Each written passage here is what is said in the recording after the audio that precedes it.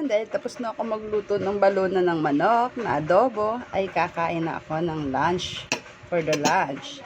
Ayan, tikman na natin ang ating baluna ng manok. Yum, yum, yum. Ayan o, sarap. Tikman na natin. Yeah.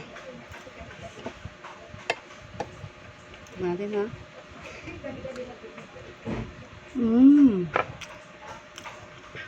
Sarap.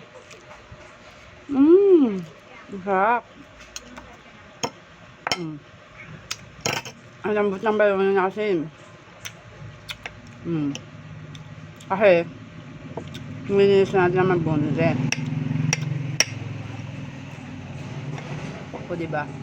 Ganun kasarap ako magluto ng adobong manok.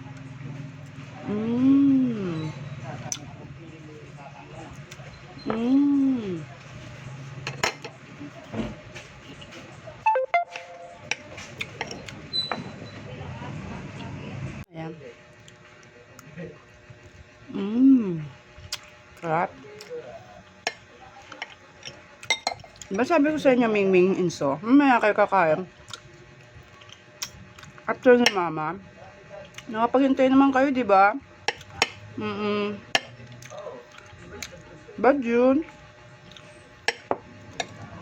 Bad yun pag sarap. Maminta.